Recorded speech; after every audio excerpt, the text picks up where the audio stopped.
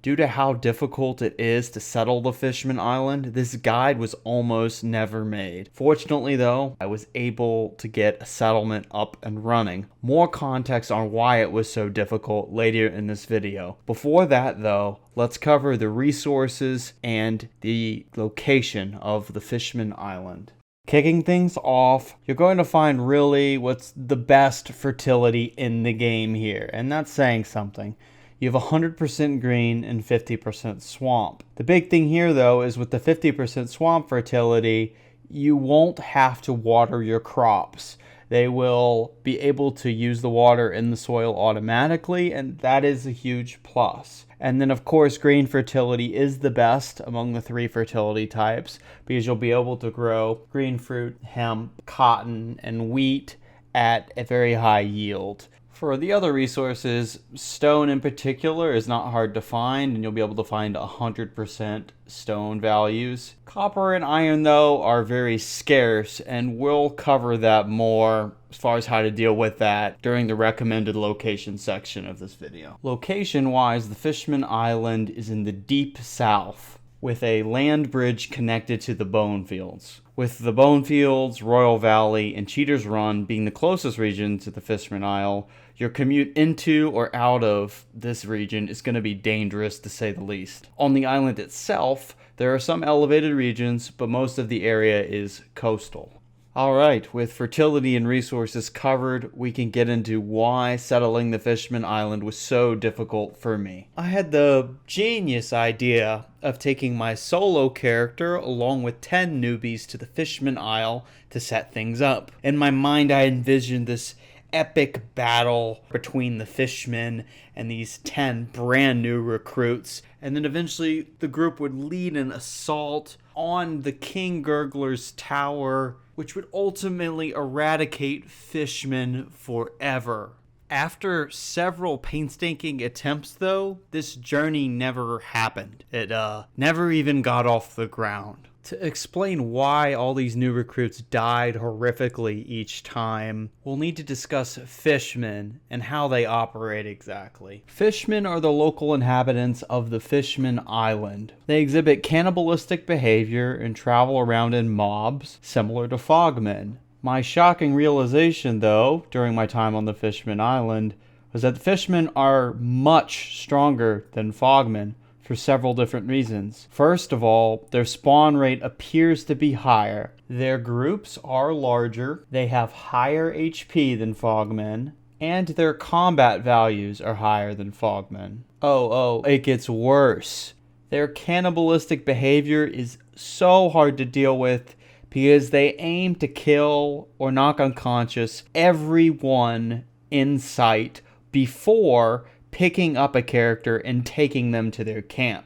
This makes it immensely difficult to rescue a character who has been abducted. And even though my solo character was able to mow down hundreds of fishmen, it didn't matter. One unfortunate thing that they do share with Fogmen, as well as skin bandits and cannibals, is the use of blunt damage. Now, fishmen use martial arts, but the majority of that is blunt, so it's going to be similar to the blunt damage you would receive from being hit by a mercenary club, let's say. For most armor types in the game, the blunt damage percentage is going to be worse than the cut damage percentage. That's bad news, because even if you have high tier armor, it means the hits are still going to go through partially. Among all these different things though, what most disrupted my theoretical hero's journey I was going to set out on was the spawn rate and the attack frequency of Fishman groups. We would be attacked 2, sometimes 3 times a day. Just from the exhaustion of defending our base, my characters were unable to keep up with the damage that was being done. I was not going to be completely deterred though, so I took a stronger squad, my next strongest squad, the Holy Lads, the xenophobes we all love, to see how they would fare. In the agonizing days that followed, they did emerge victorious and were able to stabilize the settlement. However, 2 animals did die, as well as 2 humans, and all of the members of the squad did need psychiatric help after the experience. In conclusion, I would say it is far easier to take out the king gurgler before you settle than it is to fight off the fishmen as you build your base. What will happen is when the king gurgler is taken out, Fishman Island becomes a totally different experience. Instead of seeing fishmen everywhere, you're mainly going to see crabs. So your base just isn't going to be attacked very often. Be careful of the wild crabs. They are quite strong, so don't take it for granted that you'll be able to take them out. In my time on the Fishman Island, I never saw the crabs lose a fight to the fishmen, and that's saying something. Aside from the fishmen here, I would say that the main problem with the Fishman Island is how far away it is from other cities. Katun and Morn are the closest cities, and Morn has a limited offering. The upside to this, though, is that you won't be bothered by other factions. It'll just be the fishmen.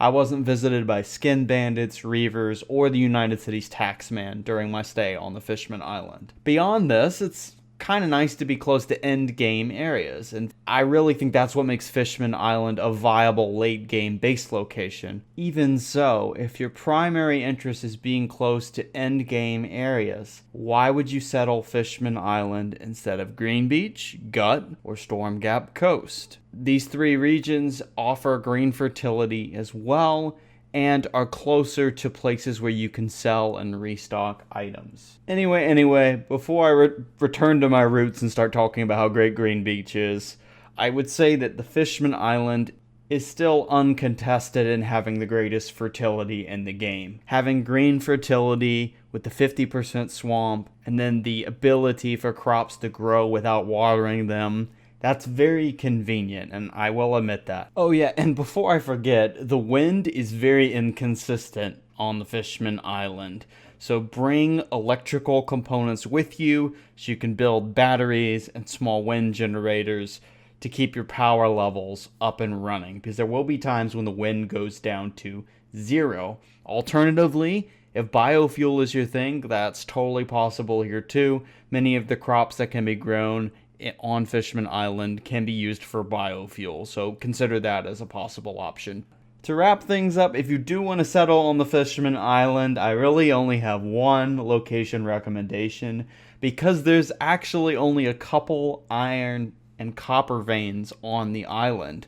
So this spot right here will be the only place where you can get both copper and iron. So I would say it's the only viable place to settle. What about you though? Have you settled Fishman Island? Have you considered settling though? Let me know in the comment sections below. I hope you enjoyed this video. Stay tuned for more uploads and feel free to join our Discord if you want to chat with our community. I will see you later.